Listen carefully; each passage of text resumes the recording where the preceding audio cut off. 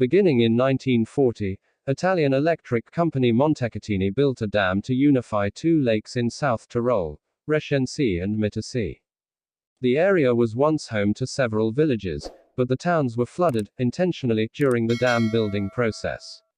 The only visible reminder of the drowned cities is a 14th-century bell tower, sort of like Rapunzel meets the Quarter Quell. The surrounding mountains are popular among hikers, and you can even walk right up to the tower when the lake freezes over in the winter.